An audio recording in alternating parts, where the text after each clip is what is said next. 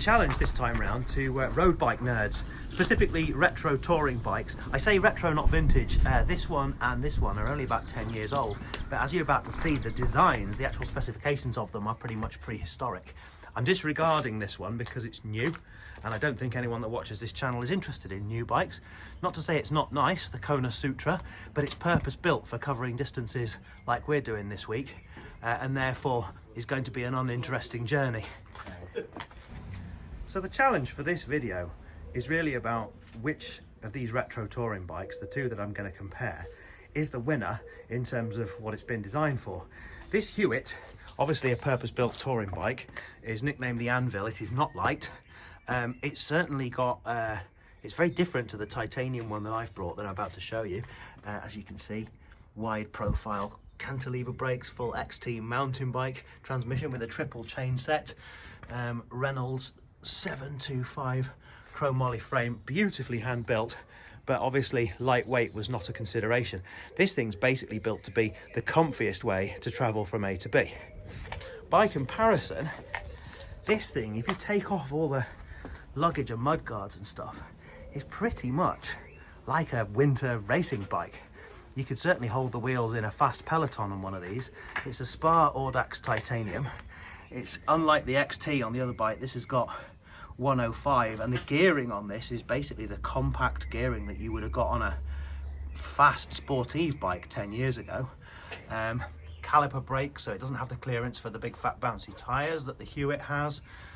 Carbon fork, and these wheels actually were the wheels on my fastest road bike 10 years ago. They're Mavic Ksyrium Elite S. So in terms of rolling resistance, this thing is fast. And so I suppose my question is, if these two bikes are covering the same distance in the same time, and this one gets in there super comfy, and this one gets me there with minimum resistance, i.e. least amount of effort, which one is the winner? So what you're looking for is grass down the middle. If your road looks like a verdant BA Baracus, then you know you're on the right track. It's ideal for a tour like this.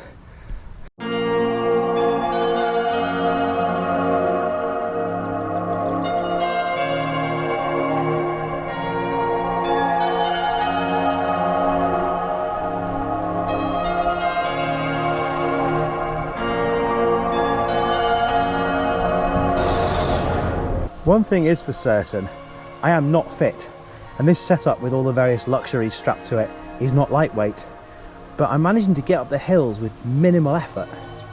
And I don't think it's because I'm any kind of natural athlete. I do think it's just because this kind of performance setup makes it easier to do that. So far performance is winning out over comfort.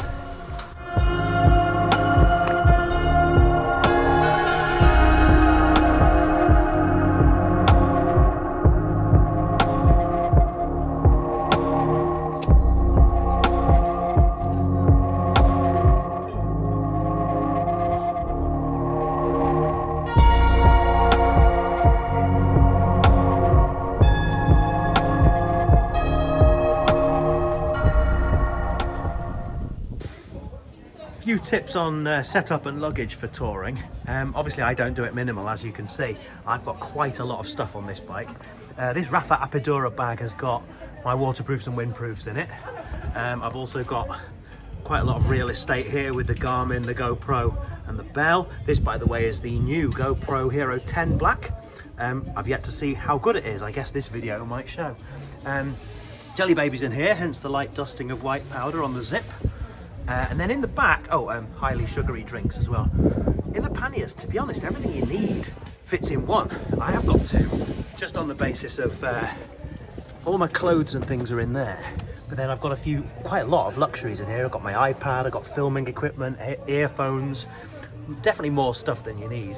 But of course, as I say, this is not a lightweight setup. You don't really get a sense of gradient from the camera. But in some cases with all this luggage, every half turn is a track stand. I could really do with a triple chain set right now.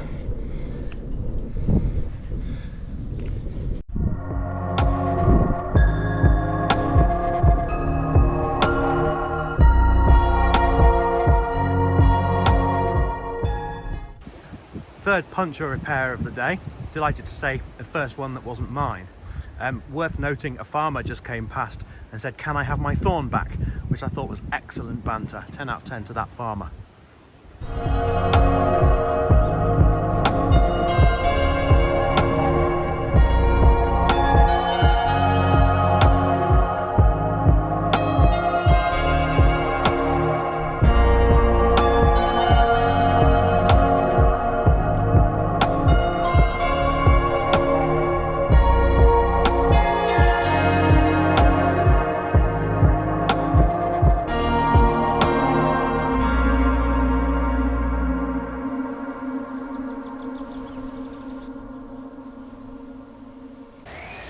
Now, as you'll see from this thunderous descent, the Longmynd is a big hill.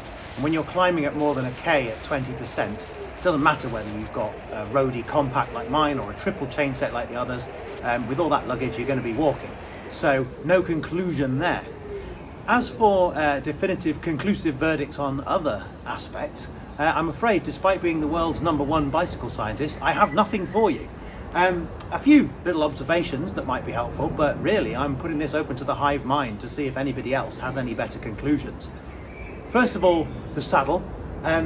As you can see, and as you'll know from most of my modern bikes, I favour the light carbon hulled, titanium railed, specialised body geometry saddles, which are great for big miles on tarmac, but they're not the Brooks B17 that you'll see on the other touring bikes.